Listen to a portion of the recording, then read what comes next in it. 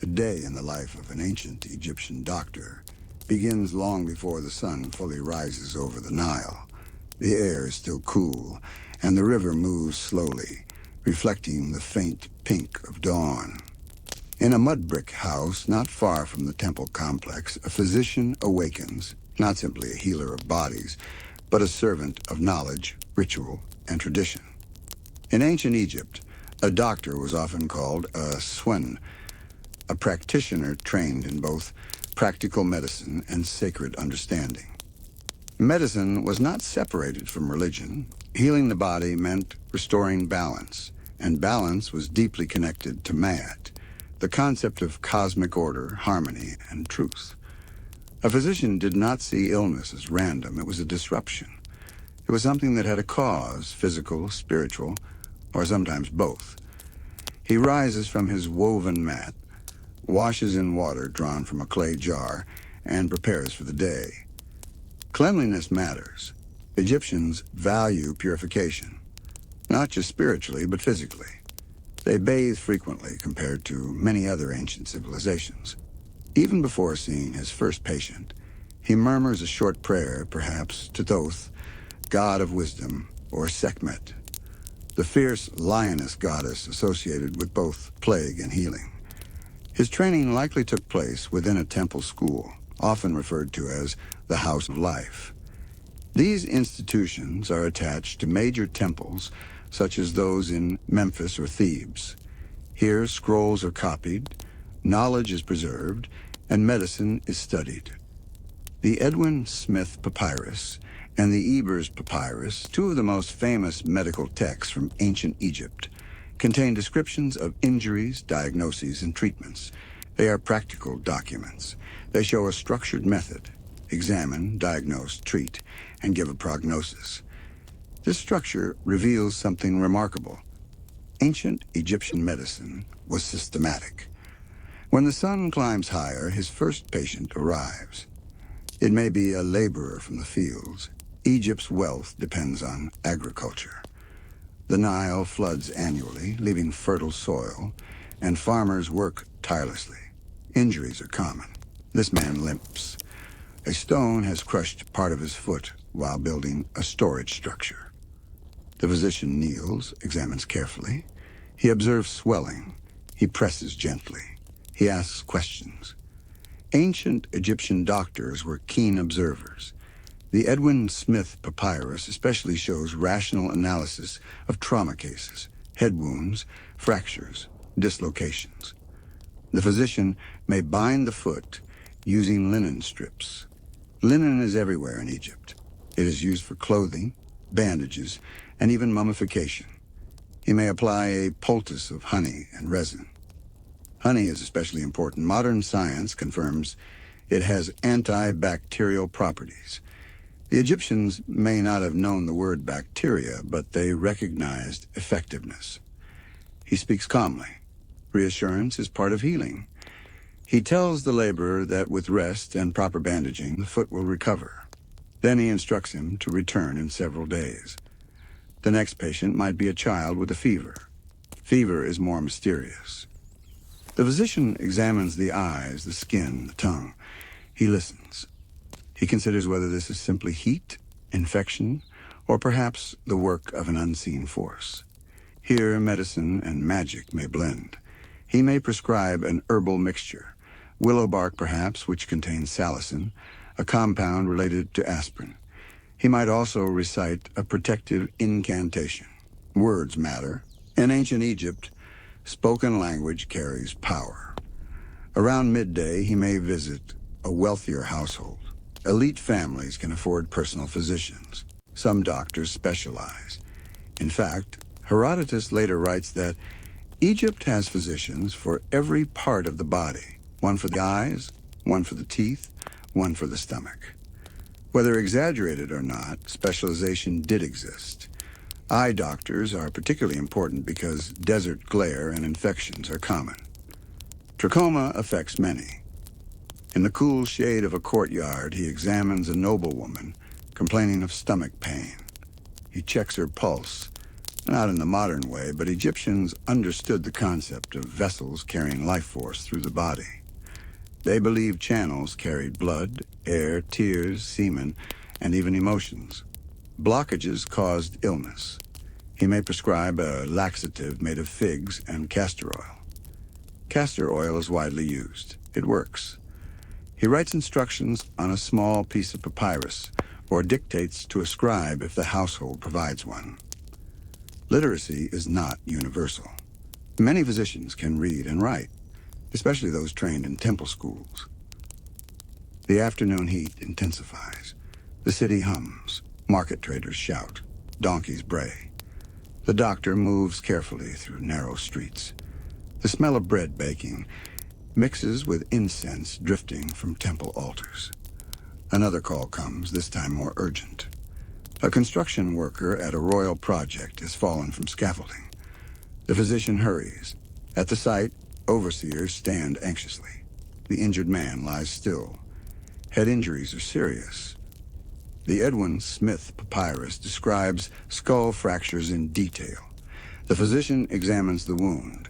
If the skull is cracked and brain matter visible, he knows the prognosis may be grave. Some cases in the papyrus are labeled an ailment not to be treated. This phrase is striking. It shows medical realism. Not all patients can be saved. If the injury is survivable, he cleans the wound, applies fresh meat initially to stop bleeding, a practice described in the papyrus, then later treats with honey and linen bandages. He monitors responsiveness. Does the patient speak? Can he move limbs? These are diagnostic signs. As the day progresses, he may consult his scrolls. Papyrus documents are precious. They contain recipes, combinations of herbs, minerals, animal products. Garlic is used, onions, frankincense, natron, copper salts. Some remedies are symbolic, others practical. Crocodile dung appears in certain prescriptions. Modern readers may recoil, but context matters. Some ingredients served as barriers or contraceptive pastes. Between visits, the doctor also maintains his tools. Simple instruments, knives for minor procedures, probes, spoons for measuring ingredients. Surgery is limited but not absent. Evidence from mummies shows healed fractures, trepanation in some periods, and dental procedures. Evening approaches. The Nile glows gold. The physician returns home tired but alert. He reflects on the day.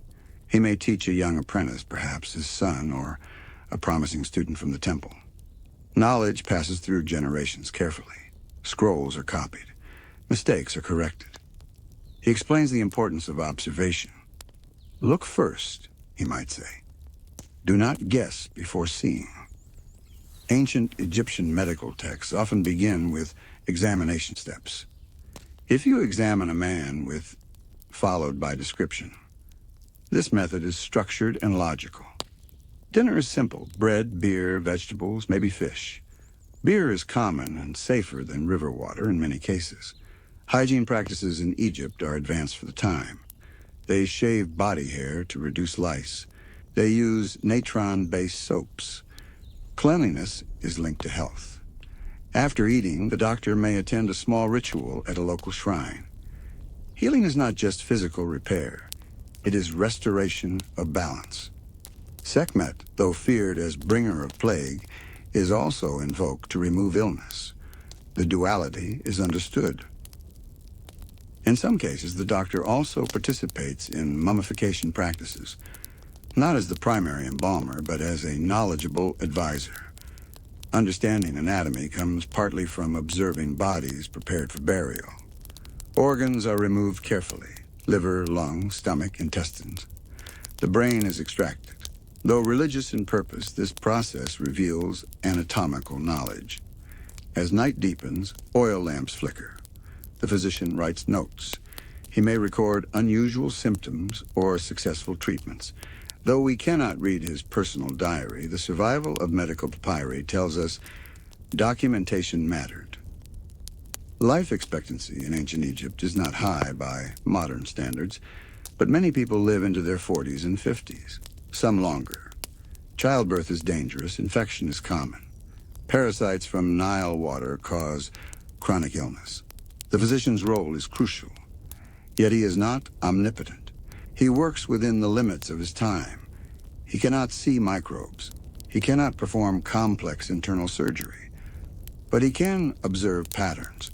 He can experiment cautiously. He can combine tradition with experience. A day in his life is not glamorous, it is practical. It is filled with human suffering and human resilience. It bridges science and spirituality. It reveals that thousands of years ago, people cared deeply about health, about understanding the body, about alleviating pain.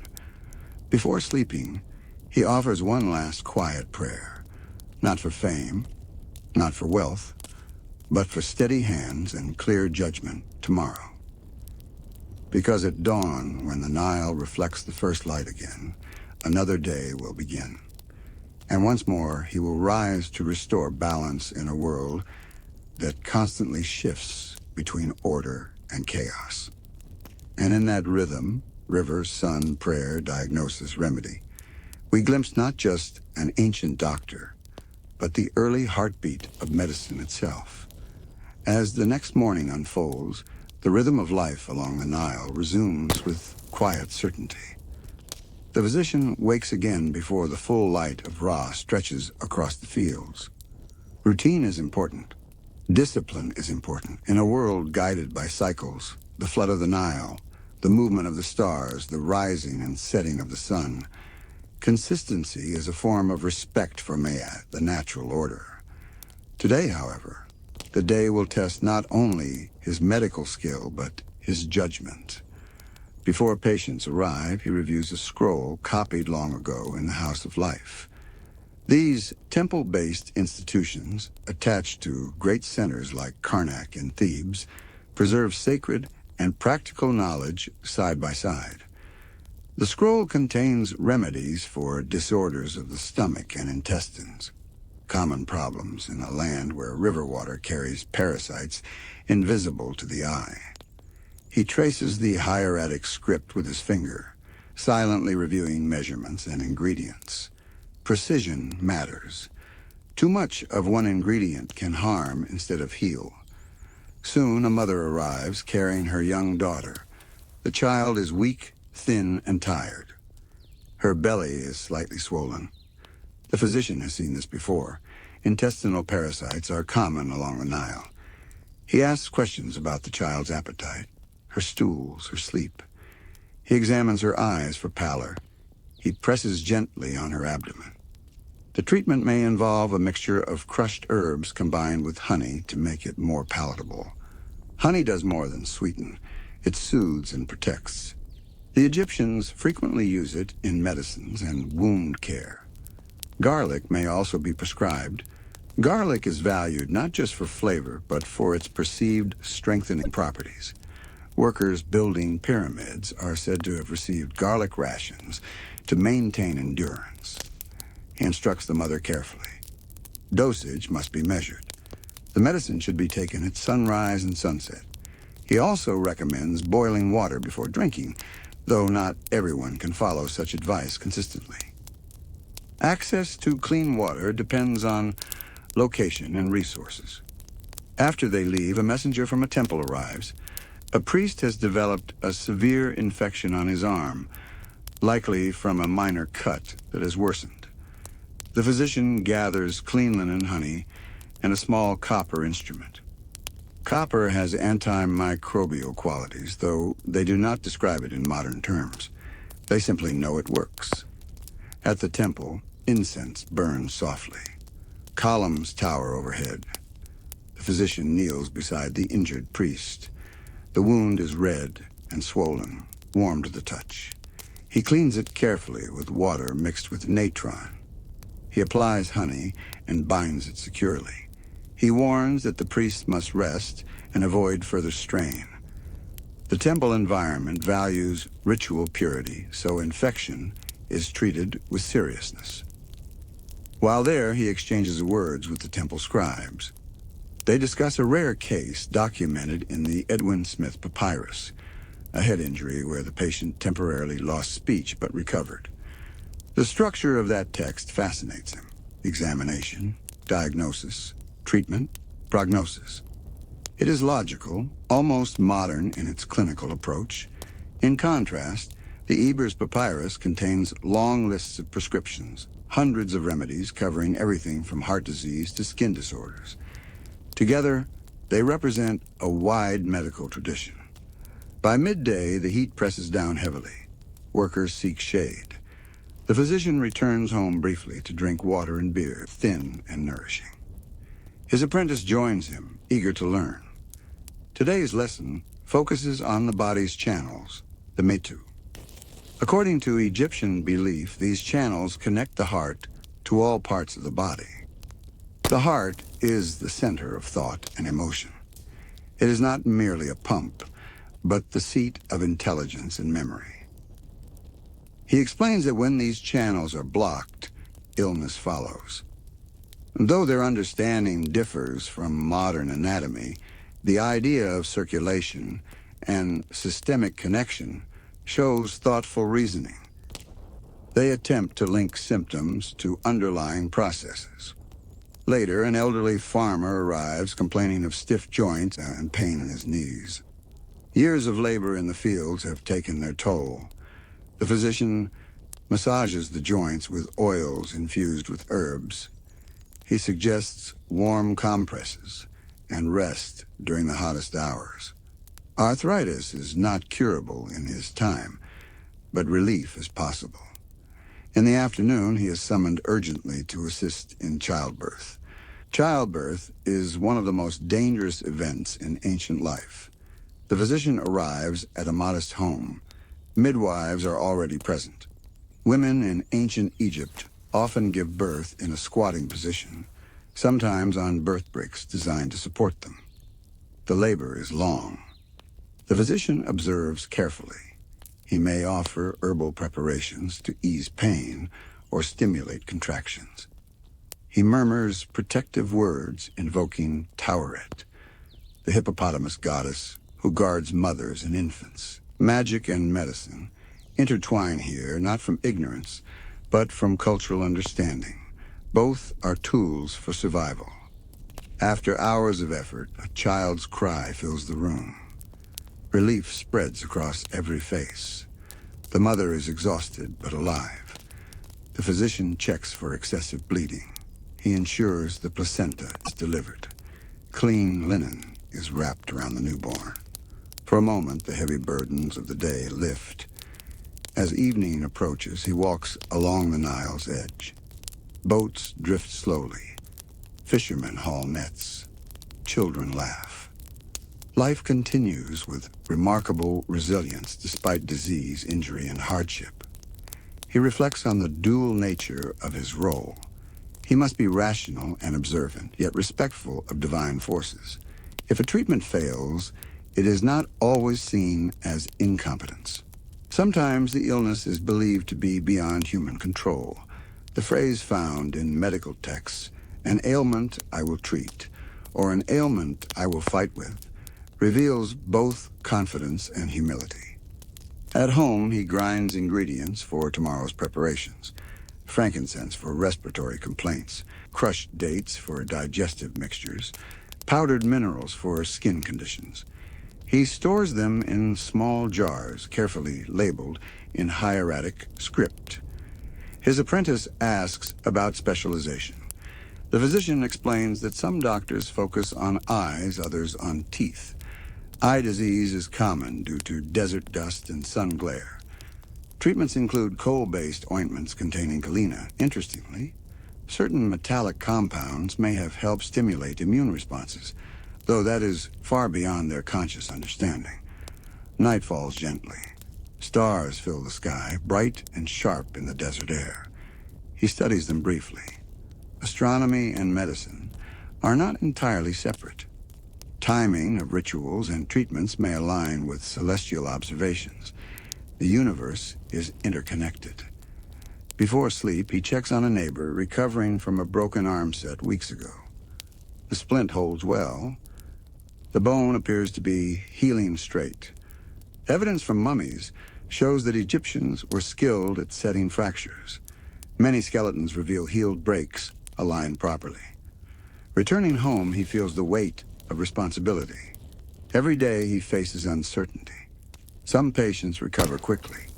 Others decline despite his best efforts. Yet each morning he rises again. A day in his life is not defined by grand discoveries, but by steady care, by grinding herbs in the dim light, by wrapping linen around wounds, by speaking reassurance into fearful silence, by preserving knowledge copied centuries earlier and passing it forward. Tomorrow will bring new injuries, new fevers, new births. The Nile will rise and fall as it always has, and he, standing between suffering and hope, will continue his quiet work, guided by observation, tradition, and an unshakable belief that balance can be restored. And in that persistence, across countless days like this one, the foundations of medical history quietly endure. The third day begins differently. Before sunrise, a knock comes at the physician's door, urgent, sharp, insistent. No one knocks like that unless the matter is serious. He rises quickly, wraps himself in linen, and steps into the cool pre-dawn air. A royal messenger stands outside, breathless. A scribe in the service of a local governor has collapsed. The physician gathers what he needs without hesitation. Linen bandages, jars of honey, a small knife, measuring spoons, a pouch of dried herbs, and a scroll for reference. His apprentice follows silently, carrying additional supplies. The streets are still dark, lit only by fading stars and the faint glow of oil lamps. When they arrive, the household is tense. The scribe lies on a woven mat, conscious but weak. His face is pale. He complains of chest tightness and shortness of breath. He feels pressure that radiates into his left arm. The physician kneels and places a hand over the man's chest. In ancient Egyptian belief, the heart is central to everything: emotion, thought, memory, and life itself. It is weighed in the afterlife against the feather of Ma'at. To feel pain in the heart is not merely physical, it is existential. He recalls passages from the Ebers Papyrus describing conditions of the heart and vessels. The text speaks of channels connected to the heart that carry blood and air throughout the body. If these channels are disturbed, symptoms follow. He examines the patient's breathing. It is shallow. He asks about recent exertion, diet, stress. The scribe works long hours copying administrative records. His life is sedentary, but mentally demanding. The physician prepares a mixture of crushed herbs believed to support circulation and calm the body. He massages the chest gently with warm oil infused with aromatic resins. He instructs the household to keep the room cool and quiet. Stress must be reduced. The heart must not be burdened further. He cannot name the condition the way modern medicine might, but he recognizes patterns, and recognition is power. By mid-morning, the scribe stabilizes slightly. The physician leaves instructions for careful observation. If the pain worsens or consciousness fades, he must be called again. As he steps outside, the sun has fully risen, casting sharp shadows along the city walls. Life resumes its usual movement. Vendors calling, donkeys braying, children chasing each other barefoot in dusty alleys. His next patient is a craftsman suffering from persistent coughing. Dust from stone carving fills the air daily. The man's lungs are strained from years of inhalation. The physician listens closely to the rhythm of the cough. He examines the man's sputum, noting color and thickness. Respiratory illnesses are common in urban centers. The physician prepares a remedy of honey mixed with herbs known for soothing the throat. Frankincense is sometimes used to ease breathing. He advises the craftsman to cover his mouth with linen while carving. A simple protective measure, though not always practical in the heat. Later, a farmer brings a young ox driver who has been bitten by a snake along the riverbank. The puncture marks are visible. Swelling has already begun. Snake bites are feared in ancient Egypt. The Nile region is home to venomous species. Treatments vary depending on severity. The physician examines the wound carefully. He attempts to draw out venom by applying suction and herbal poultices. He recites protective words invoking divine guardians against serpents. In moments like this, medicine alone feels incomplete without ritual reassurance. The boy is conscious, though frightened.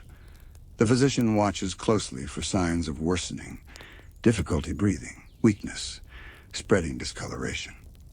Time becomes critical. He instructs the family to keep the boy still and hydrated.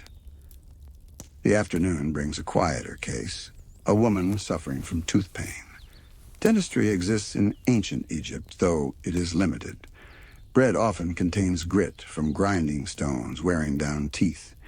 Abscesses form. The physician inspects the inflamed gum. He may apply a paste made of crushed herbs and minerals to reduce infection. Extraction is risky and painful, but sometimes necessary. There is no true anesthesia beyond alcohol and herbal sedatives. He works quickly, steady, and focused. As the day continues, he reflects on how much suffering is simply part of life.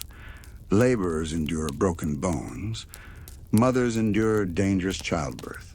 Elders endure failing joints. Disease moves through communities silently. But there is also resilience. In the late afternoon, he visits a group of workers building a temple expansion. Among them is a man whose arm he set weeks earlier. The splint has been removed. The bone has healed straight. The worker flexes his fingers carefully, smiling. Recovery is a quiet victory. The physician feels satisfaction, not pride, but fulfillment. He explains to his apprentice the importance of proper immobilization. Linen wrappings must be firm, but not too tight. Swelling must be monitored. Healing requires time. Bones mend best when left undisturbed. They discuss trauma cases described in the Edwin Smith Papyrus. That text fascinates him most. Unlike magical incantation-heavy scrolls, it focuses on physical injuries, fractures, skull wounds, spinal trauma. It categorizes cases methodically. An ailment I will treat, an ailment I will fight with, and an ailment not to be treated. The clarity is striking. As evening approaches, he receives troubling news. The snake-bitten boy's breathing has worsened. He returns quickly. The swelling has spread. The boy's speech is weak. The physician applies additional poultices and continues careful observation. He encourages the family to keep him upright to ease breathing. He speaks calmly, though internally he feels the tension. Night deepens. Oil lamps flicker against mud-brick walls. The boy's breathing steadies slightly after several tense hours. Perhaps the venom was not from the most dangerous species. Perhaps the body is fighting back. The physician does not celebrate yet. He remains cautious. After ensuring stability, he steps outside into the cool night air. The stars above Egypt shine brilliantly. He thinks about how small human life seems beneath that vast sky, and yet how precious each breath is. Returning home, he sits with his apprentice and speaks quietly about limits. We do what we can, he says. We observe. We act with knowledge. But sometimes the gods decide. His apprentice asks if that means effort is pointless. The physician shakes his head. No. Effort is our duty. Outcome is not always ours. Before sleep, he writes brief notes on a scrap of papyrus, symptoms of chest pain, progression of snakebite, response to treatment. Documentation matters. Knowledge must grow slowly, carefully across generations. He washes his hands with natron and water. Cleanliness protects him as well as others. Many healers throughout history suffer infection from those they treat. He knows wounds must be cleaned immediately after contact. Lying down, exhaustion settles into his muscles. His hands ache from grinding herbs, from setting bones, from holding pressure against bleeding wounds. Yet his mind remains active. He thinks about the scribe's heart, about invisible channels within the body, about how some patients recover unexpectedly, while others decline suddenly. Patterns exist, but they are incomplete. Medicine in ancient Egypt is not blind superstition, nor is it modern science.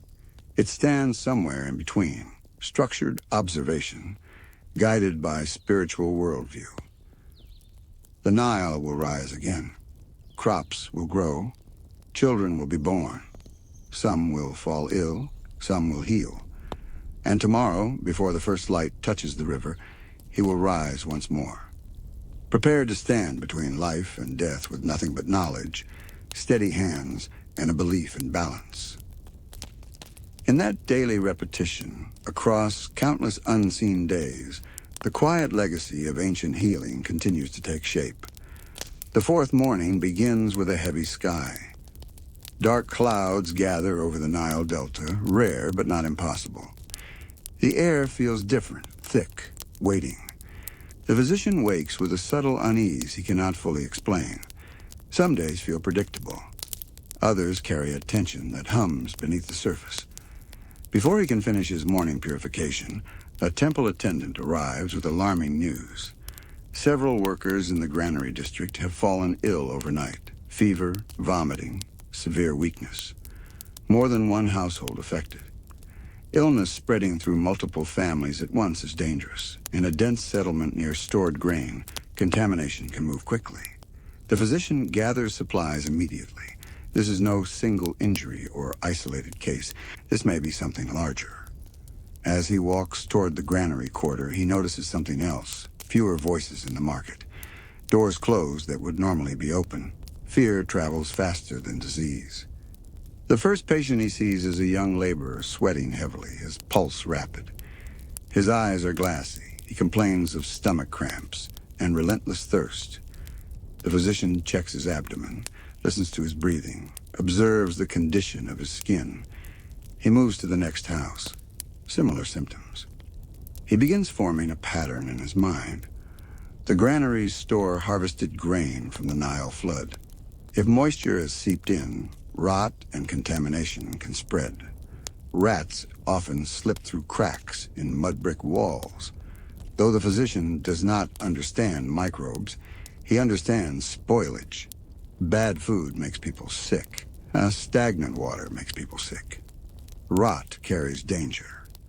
He instructs families to boil water before drinking and to avoid consuming grain from a specific storage bin until inspected.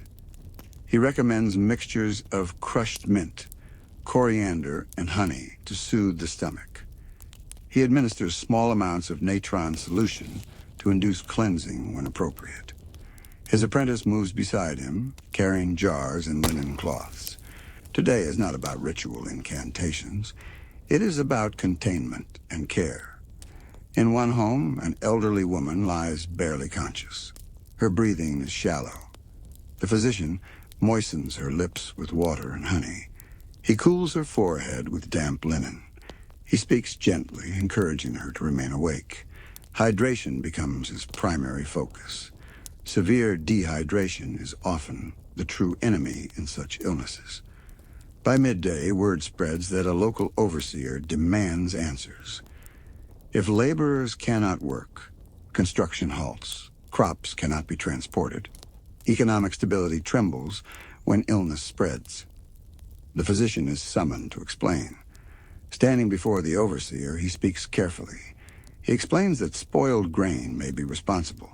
He suggests inspection of the storage chambers.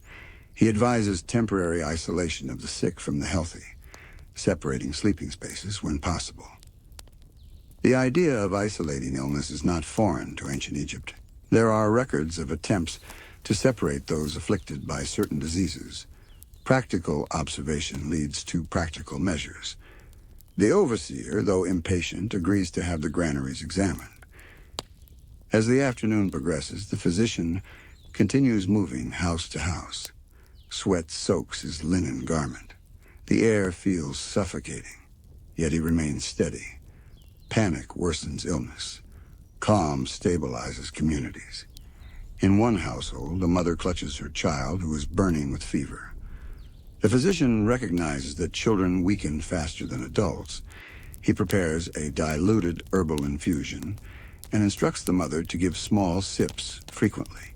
He stresses rest and cooling cloths. He reassures her, not falsely, but with measured hope. By late afternoon, exhaustion creeps into his own limbs. He has not eaten. He has barely paused for water. But stopping now feels impossible. He reflects briefly on teachings preserved in temple texts. The Ebers Papyrus includes remedies for intestinal disorders and fevers. Some involve castor oil. Others combine herbs with beer. Though the papyrus blends practical and symbolic elements, its detailed symptom descriptions remain valuable. He returns briefly home to grind more herbs. His apprentice asks, "Is this punishment from the gods?" The physician considers carefully. "Sometimes illness is not punishment," he replies. "Sometimes it is consequence. Grain rots, water stagnates, bodies react. This distinction matters. It shows a mind capable of separating moral blame from natural cause, even if divine forces remain part of the worldview." Evening falls, but his work does not stop. Oil lamps flicker in many homes as he continues rounds. The number of new cases seems to slow slightly.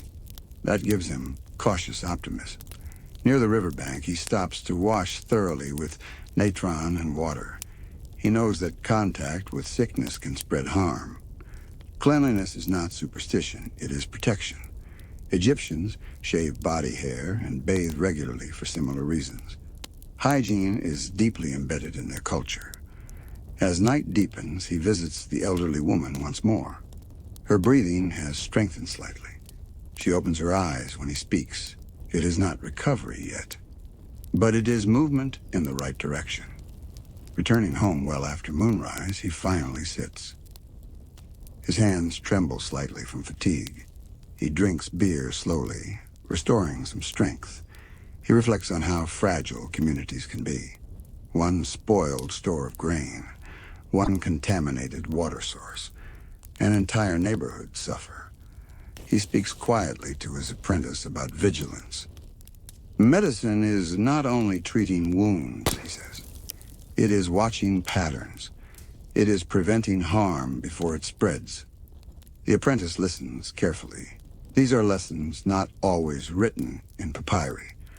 Before sleep, he notes the cluster of cases on papyrus: location, symptoms, progression, suspected cause. Documentation is memory made permanent. Future physicians may learn from this moment. He thinks about how knowledge is not through sudden revelation, but through repeated observation across generations. Outside, the wind shifts. The dark clouds finally release a light rain, rare, soft, almost symbolic. The earth drinks quietly. Inside his home, the physician lies down, knowing tomorrow may still bring more cases. But he also senses that containment has begun. Action has been taken. Awareness has spread. He understands something deeply. Healing is not only about individual bodies. It is about communities, about grain storage practices, about water cleanliness, about preventing what can be prevented. And so a day that began with fear ends with cautious stability. In the silence of night, beneath stars partially hidden by drifting clouds, the ancient physician closes his eyes, aware that his role is larger than single wound or fever. He is not merely a healer of symptoms. He is a guardian of balance between body and environment, between panic and reason, between chaos and order. And as the Nile continues its eternal flow, so too does his responsibility, steady, relentless, and profoundly human. By the fifth day, the air in the granary district feels lighter. Not healed, not restored completely, but steadier. When the physician steps outside at dawn, he notices something encouraging. Market stalls reopening, cautious conversation returning, children peeking from doorways. Illness has not vanished, but it no longer spreads with the same frightening speed. He walks first toward the river. The Nile is calm, reflecting pale gold sunlight. Boats move slowly across its surface. Fishermen cast nets with practiced rhythm. Life continues. It always does. But he knows something important has shifted. This was not a single injury or private sickness. This was communal danger. And responding to it required more than herbs and bandages. It required observation, authority, and persuasion. His first visit is to the granaries themselves. Workers have opened several storage chambers. The smell tells the story immediately. One section of grain is damp and clumped together. Mold has formed along the inner walls. Rats have gnawed through lower mud brick edges. The physician kneels and inspects carefully. He instructs overseers to remove the spoiled grain entirely and burn what cannot be salvaged. He recommends elevating storage bins further from ground moisture and reinforcing walls with tighter seals. He is not an architect. He is not an engineer. But experience has taught him that illness often begins long before symptoms appear.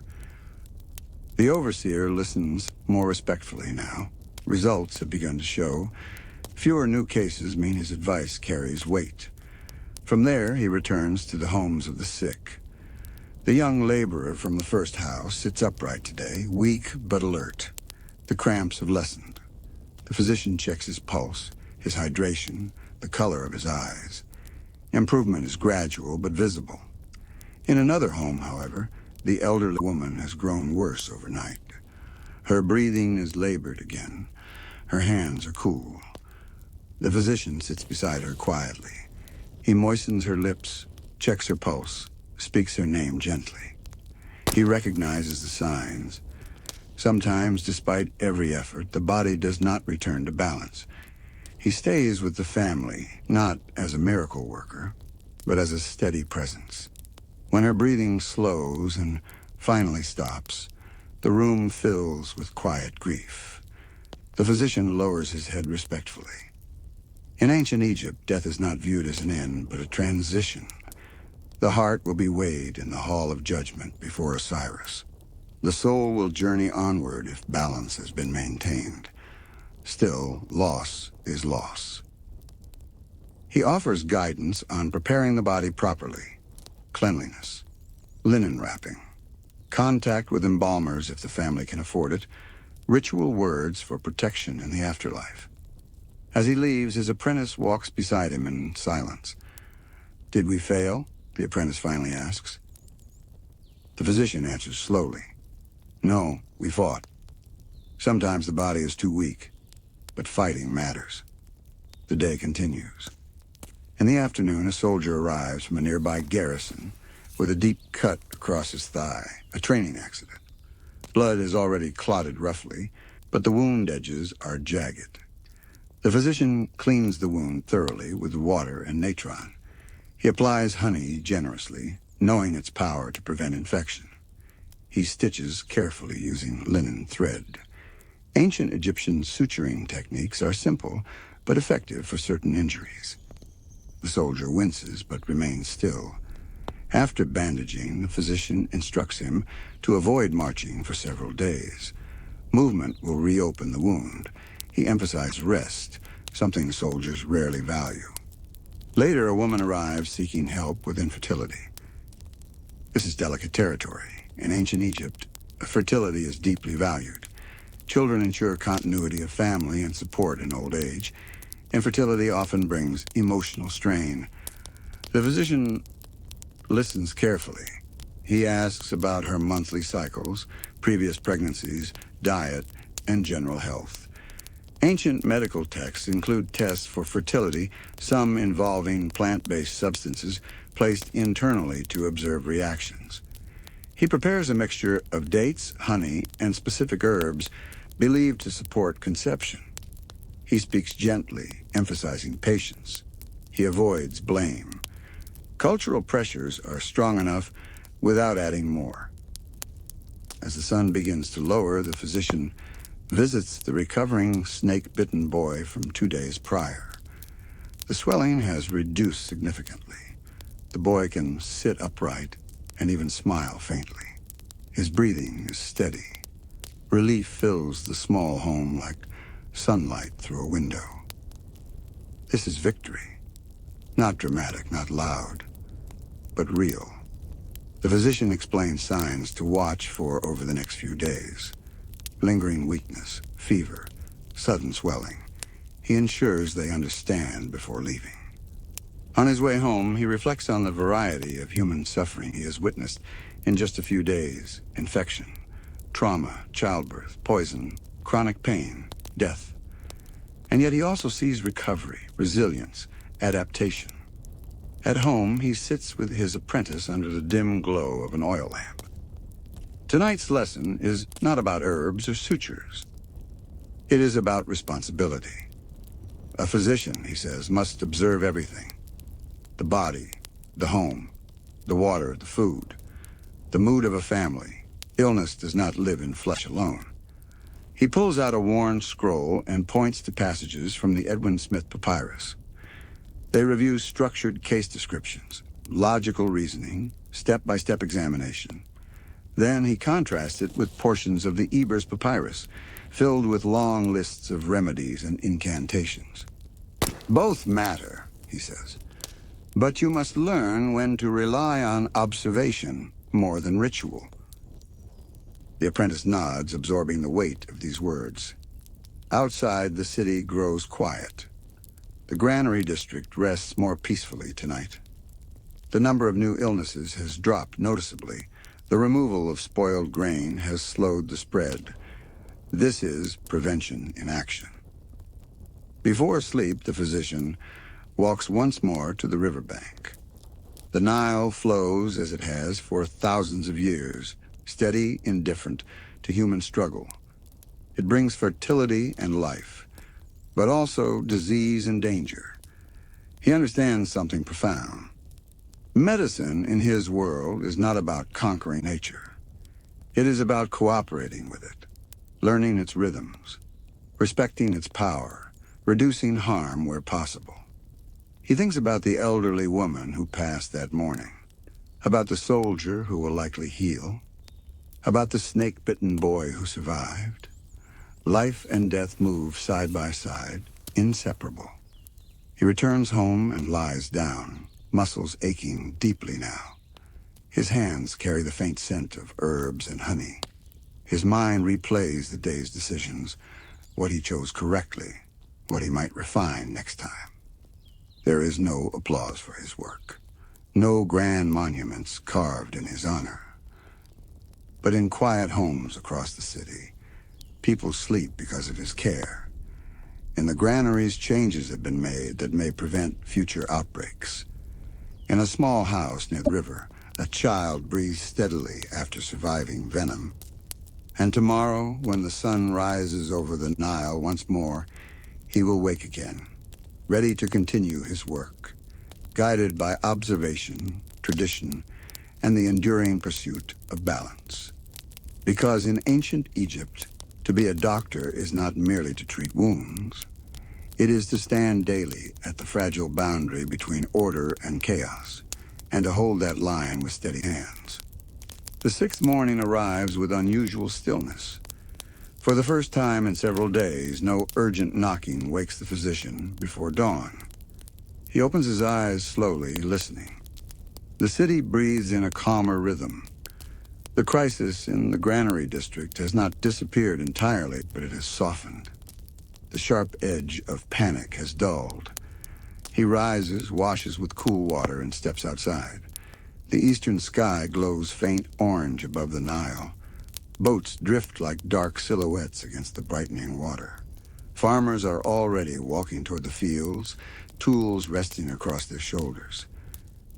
Today will not be about a spreading illness.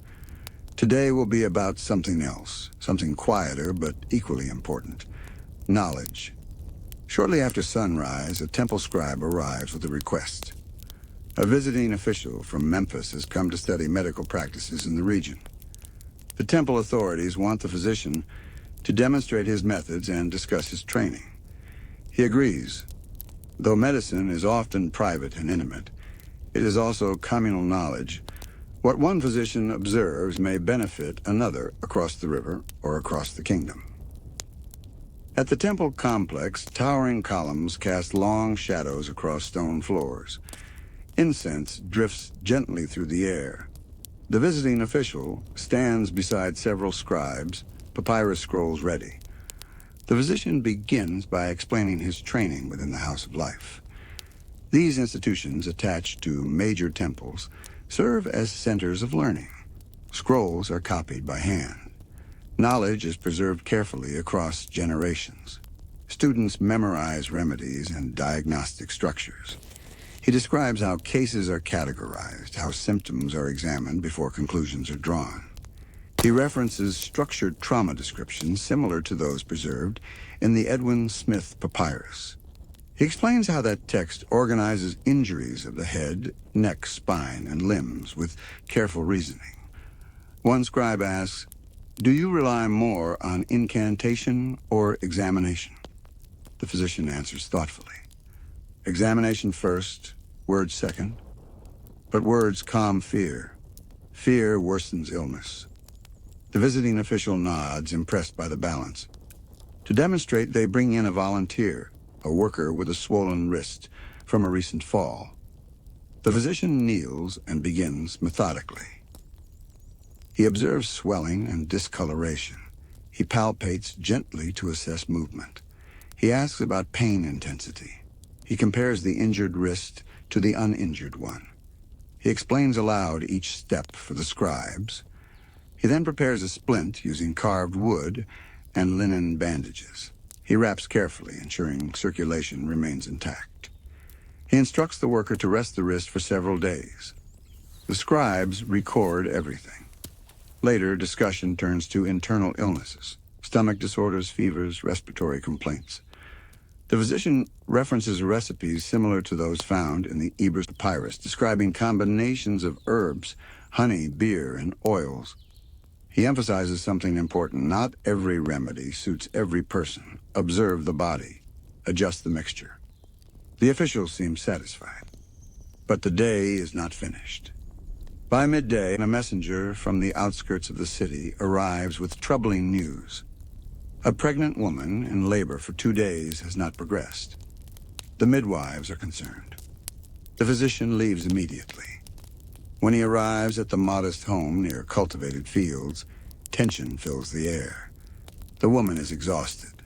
Her contractions have weakened. The midwives explain the child has not descended properly. He observes quietly. Ancient Egyptian childbirth often takes place in a squatting position, supported by birth bricks. The physician gently examines the situation. He prepares herbal stimulants believed to strengthen contractions. He encourages the mother to change position carefully to assist gravity. Hours pass.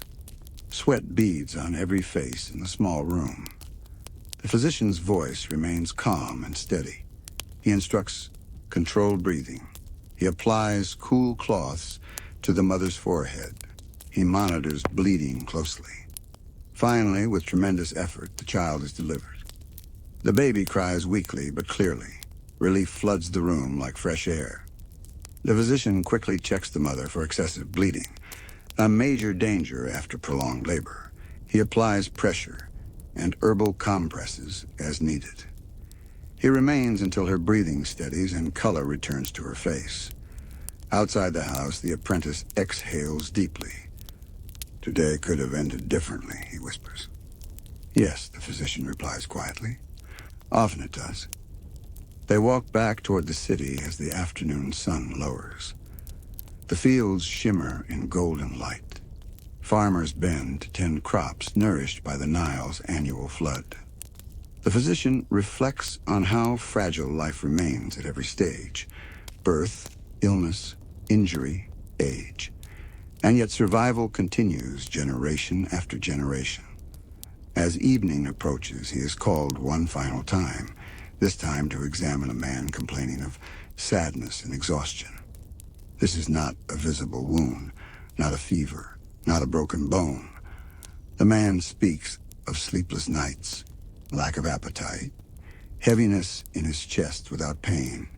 He feels disconnected from his work and family. The physician listens carefully. In ancient Egyptian thought, emotional and physical states intertwine. The heart is central, not just physically, but spiritually. He prepares a mild herbal infusion to support rest. He encourages the man to walk along the river at sunrise, to spend time in sunlight, to speak openly with family. He offers reassurance that imbalance can be restored. Though they lack modern language for mental health, they recognize suffering of the mind. Night falls. Back home, the physician sits outside beneath a sky crowded with stars. The air is cooler now. The Nile moves in steady silence nearby. His apprentice asks, "How do you carry so much suffering every day?" The physician considers for a long moment. "I do not carry it alone," he finally says. "The river carries it. The earth carries it. The gods carry it. And sometimes I must set it down before sleep." He washes thoroughly again, scrubbing hands and arms with natron. Cleanliness protects him and honors the sacredness of his work. Before resting, he updates his scrolls. He writes about the prolonged labor case, about the emotional distress of the final patient, about the demonstration before temple scribes. Knowledge must not remain only in memory. He lies down on his woven mat, body aching, but mind steady. In 6 days, he has faced infection, poison, injury, birth, death, and despair. Each day has required different strengths: technical skill, persuasion, calm presence, patience. He understands something deeply now. Medicine is not a single skill. It is observation. It is adaptability. It is compassion. It is discipline. It is humility before forces beyond control. Outside, the Nile continues its endless flow through the ancient land. And as the physician closes his eyes, he knows that tomorrow will bring something new. Because in a world governed by cycles of flood and drought, birth and burial, health and sickness, there is no such thing as a predictable day. Only the steady commitment to rise again and restore balance, one patient at a time. The 7th day begins before the sun, but not with urgency. The physician wakes from deep, dreamless sleep. For a brief moment, there is no weight on his chest, no echo of fevered breathing, no memory of desperate knocking at the door, just the soft sound of wind brushing against mud-brick walls. He sits upright slowly. 7 days of relentless demands have passed. Infection, birth, death, demonstrations before scribes, emotional burdens invisible to most. Today he senses something different, not easier, but reflective.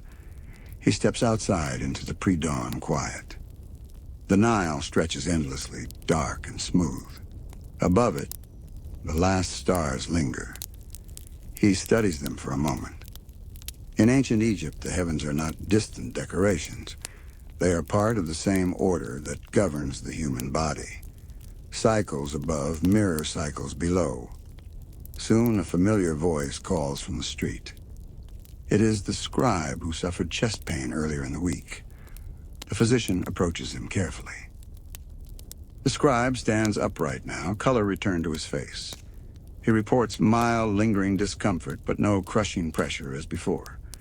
The physician listens to his breathing and checks his pulse again. He asks whether the man has reduced his workload. Reluctantly, the scribe nods. Balance, the physician reminds him. The heart bears more than blood. It bears thought, burden, worry. The scribe smiles faintly. He has taken short walks by the river at dawn, as advised. He feels stronger. This, too, is healing, not dramatic, but meaningful. By mid-morning, the physician is called to a workshop near the city's edge. A stone mason has suffered a severe crush injury to his hand when a limestone block slipped. The sight is harsh, fingers bent unnaturally. Blood mixed with dust. The worker is pale but conscious. The physician kneels immediately. He cleans the wound thoroughly, removing grit and debris. He examines the bones carefully. Some fingers may be fractured beyond alignment. Others may be salvageable.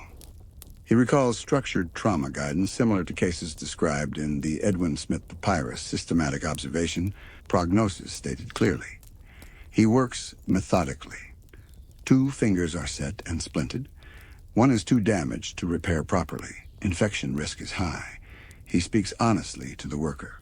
Function may be limited permanently. There is silence in the workshop.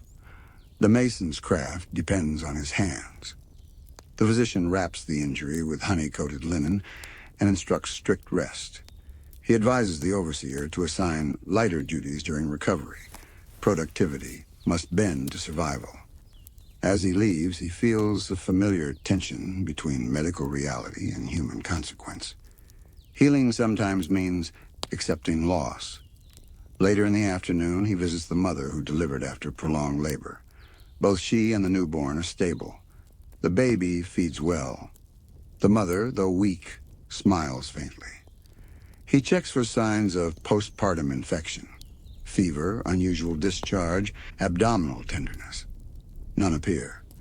He places his hand gently over the newborn's tiny chest. The heartbeat is strong. In moments like this, he feels a quiet satisfaction deeper than praise. Life continuing, order maintained. On his way back toward the city center, he passes through the marketplace. Voices are louder today. Laughter has returned. Grain sacks are stacked more carefully now, raised above the ground level. The changes he advised are visible. A merchant calls him over. The merchant's complaint is minor, persistent headaches after long hours in the sun. The physician suggests a simple remedy: rest in shaded areas during peak heat, application of cool compresses infused with crushed mint, and increased water intake. Not every ailment requires elaborate mixtures. He realizes something important. Much of medicine is prevention and moderation. As the sun lowers, he returns home briefly. But the day is not done. An elderly man arrives, complaining of weakness in his legs and numbness in his feet. Years of labor and age have worn his body thin. The physician listens carefully. He massages the man's legs with warm oils, encouraging circulation. He recommends gentle movement each morning rather than long, exhausting labor. He cannot reverse age, but he can ease its burden. When night begins to settle, the physician walks alone toward a small shrine near the river. He lights a small offering lamp, not in desperation, but in gratitude. He thinks about the week behind him, the outbreak in the granaries, the elderly woman who did not survive, the snake-bitten boy who did, the prolonged childbirth, the injured mason, the recovering scribe. He understands now more than ever that medicine is not about victory over death. Death remains constant. Instead, medicine is about time, gaining more of it, easing its passage, softening its pain. Back at home, his apprentice waits with fresh papyrus sheets. Tonight's lesson is not technical. "What have you learned this week?" the physician asks. The apprentice hesitates, then answers slowly. That illness spreads beyond one body, that fear worsens pain, that some wounds cannot be fully repaired. That observation is stronger than guessing. The physician nods. And what else? That even when someone dies, our effort still matters. The physician allows a faint smile. Yes. He begins writing carefully by oil lamplight, not just symptoms and treatments, but reflections. He records how raising grain storage reduced illness, how isolation slowed spread, how hydration preserved strength, how calm voices stabilized frightened families. He does not know whether his scrolls will survive centuries, but he writes anyway. Outside, the Nile flows steadily beneath a sky crowded with stars. The desert air cools rapidly after sunset. The city grows quiet again. 7 days have passed. 7 days of constant movement between life and death, pain and relief, uncertainty and decision. He lies down at last, muscles aching but mind steady. In this ancient land, medicine is not separate from daily life. It is woven into it, into grain storage practices, into childbirth rituals, into labor conditions, into emotional well-being. The physician closes his eyes, knowing tomorrow will not bring rest for long, never does. But he also knows this. Every careful observation, every bandage tied with steady hands, every word spoken to calm fear, every adjustment made to prevent disease, all of it matters. And as long as the Nile continues to rise and fall, as long as humans labor, love, suffer, and hope, there will be need for someone to stand quietly between chaos and balance. That is his role, not as a miracle worker, not as a conqueror of death, but as a guardian of order in a fragile world. And when dawn returns once more, he will rise again, ready. The 8th day arrives with a dry wind from the desert. It moves differently than the river breeze, hotter, carrying fine dust that settles into corners of homes and gathers along the edges of doorways. The physician wakes with a slight irritation in his throat. He knows days like this often bring eye complaints, coughing, and headaches. Before the sun fully rises, he steps outside and looks toward the horizon. A faint haze blurs the line between earth and sky. The Nile remains steady, but the air feels restless. He has learned that environment shapes illness as much as the body does. Not long after sunrise, the first patient arrives, a young boy rubbing his eyes continuously. They are red, swollen, and watering heavily. The mother explains the wind has been strong since yesterday afternoon. The physician kneels and examines carefully. Desert dust easily irritates the eyes, and infections spread quickly in such conditions. He gently washes the boy's eyes with clean water, mixed with mild herbal infusion. Then he applies a thin line of medicinal kohl along the eyelids. Kohl in ancient Egypt is not merely cosmetic. Certain formulations contain galena and other minerals that may have helped reduce bacterial growth. Though they do not speak of bacteria, they recognize that some mixtures prevent worsening. He instructs the mother to keep the child indoors during peak wind hours and to wash hands frequently before touching the eyes. As the boy leaves, another patient arrives, an older fisherman, complaining of chest tightness and coughing that worsens with the dusty air.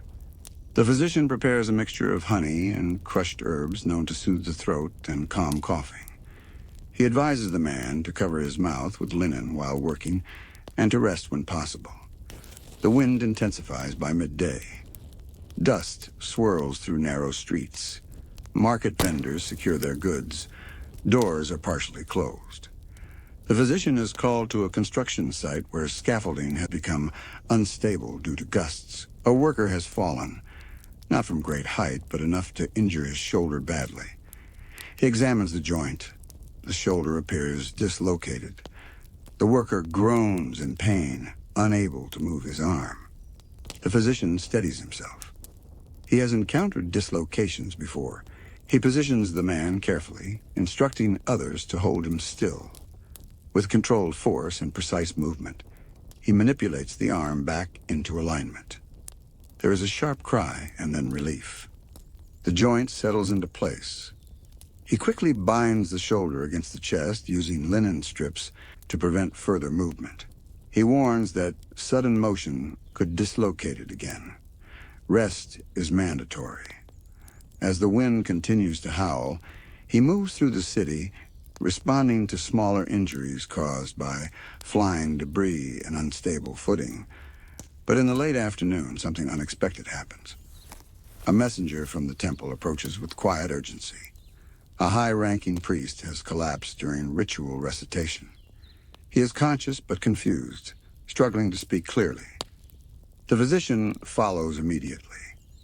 Inside the temple chamber, incense still burns. The priest lies supported by attendants. His speech is slurred. One side of his face appears weak, The physician feels a tightening in his chest, not fear, but recognition. He has seen similar symptoms once before in an elderly man years ago. Sudden weakness on one side, difficulty speaking. The heart's channels disrupted in some way. He kneels beside the priest and observes closely. He asks him to squeeze his hands. One grip is noticeably weaker. He watches the rise and fall of his chest. He checks his pupils. He knows this condition is dangerous. There is no surgery for this. No clear herbal cure. But there are still actions to take. He ensures the priest's head is elevated. He keeps the room calm and quiet. He instructs attendants to prevent sudden movements. He prepares mild herbal infusions to support circulation and hydration. He speaks slowly to the priest, encouraging him to attempt speech gently. The temple attendants whisper prayers to Sekhmet and Thoth, but the physician remains focused on physical signs. Hours pass. The priest's confusion lessens slightly, though weakness remains. The physician explains honestly to the attendants. Recovery may be partial, it may take time, or it may not come fully at all. As evening approaches, the desert wind begins to weaken. The physician steps outside the temple for a moment of air. Fine dust coats his skin. He brushes it away slowly. He thinks about the limits of his knowledge again. Trauma, infection, childbirth. These he understands through observation. But sudden internal events like this remain mysterious. Still, even without full understanding, he has stabilized the situation. He has prevented further harm. Sometimes that is enough. When he returns home late that night, exhaustion weighs heavily on him. His apprentice waits quietly, sensing the seriousness of the temple call. "What happened?" the apprentice asks. "A disruption within the body's channels," the physician replies carefully. "We can only support and observe." He sits beside the oil lamp and begins documenting the case. Sudden facial weakness, slurred speech, one-sided grip loss, gradual partial stabilization. He writes everything. Knowledge grows slowly through moments like this. Outside, the wind is nearly stopped. The air settles. Dust drifts down gently. The city quiets. The physician washes thoroughly again, removing grit from his skin. Cleanliness is not optional after a day like this. As he lies down, muscles aching deeply, he reflects on the 8th day. The environment changed, and with it came eye irritation, respiratory strain, injuries, and sudden internal collapse. The body does not exist separate from its surroundings. Dust enters lungs. Wind destabilizes scaffolding. Heat dehydrates. Stagnant water spreads illness. Everything connects. He closes his eyes with a deeper awareness now. Medicine is not only about reacting, it is about anticipating, about reading the air, the river, the grain stores, the labor patterns. And as long as desert winds blow across the Nile's fertile banks, and as long as humans build, pray, farm, and live beneath the sun, there will always be forces beyond control. But there will also always be the steady presence of someone observing carefully, someone ready to respond when balance falters. Tomorrow will bring something new again. It always does. And when it does, he will rise once more, quiet, prepared, and unwavering. The 9th day begins in silence thick enough to feel. The desert wind has passed. The air is clearer now, washed clean of dust. The Nile moves calmly under a pale morning sky. For the first time in many days, the physician wakes without an immediate sense of urgency pressing against his ribs. But stillness never lasts long. Before sunrise fully breaks, a young temple attendant arrives, not running, not frantic, but solemn. The high-ranking priest who collapsed yesterday night remains alive, but his right side is still weak. His speech is clearer, though slow. The temple requests the physician's presence again. He walks steadily toward the temple complex, mind already reviewing observations from the previous evening. Sudden weakness on one side, slurred speech, confusion, partial recovery. When he enters the chamber, he sees improvement. The priest is sitting upright, supported by cushions. His eyes are alert. He attempts to greet the physician, words coming carefully but understandably. This is significant. The physician kneels and examines him again. He asks him to raise both arms. One rises fully, the other lifts halfway, trembling slightly. He instructs him to grip his fingers. The weaker hand responds, though not as strongly. There is hope. He advises gentle daily movement of the weakened limbs, slow, controlled motions to maintain strength. He encourages attendants to massage the affected side with warm oils to stimulate circulation.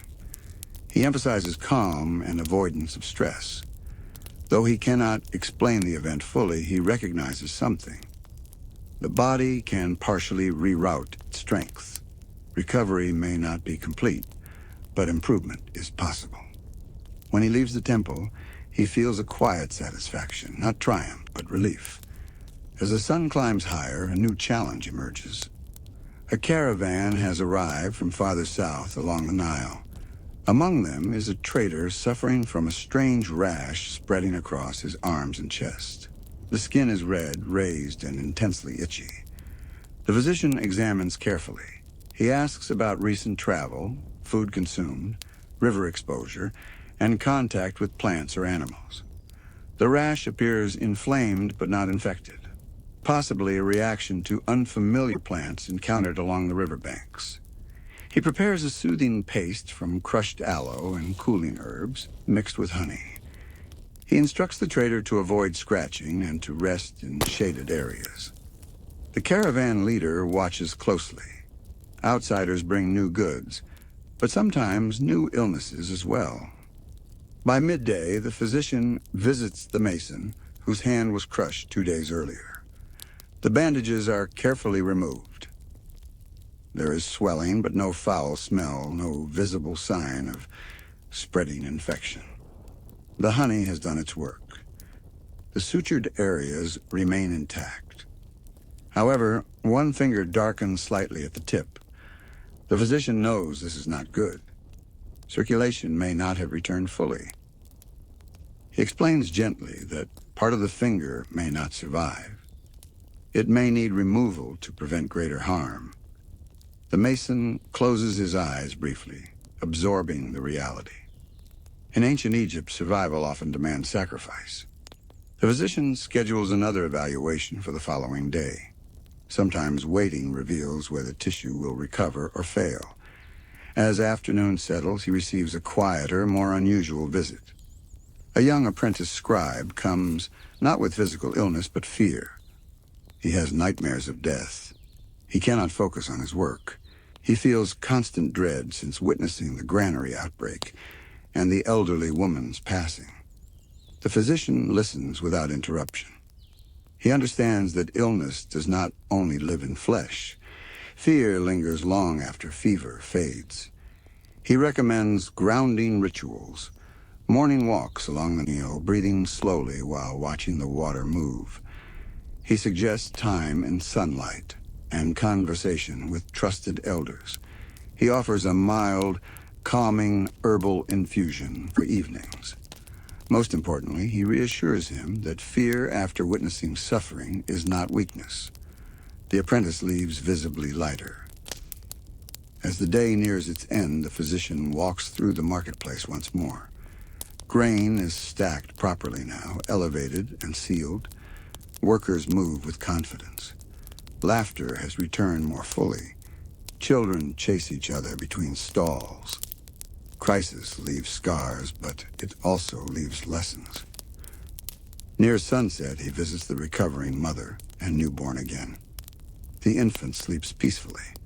The mother's strength improves. Milk flows well. No fever has developed. He checks the baby's reflexes and breathing, all steady. Standing outside the small home afterward, he watches the sun dip low over the Nile. Orange light spreads across the water like molten gold. 9 days. 9 days of constant movement between emergencies and recovery, fear and reassurance, uncertainty and careful reasoning. He returns home and sits with his apprentice under the fading light. "What have you noticed?" he asks. The apprentice thinks carefully. "That illness changes," he says.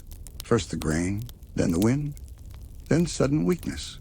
Each day is different." The physician nods. "And what remains the same?" The apprentice hesitates, then answers quietly. "You, huh?" The physician allows a faint smile, but shakes his head gently. "No, what remains the same is balance.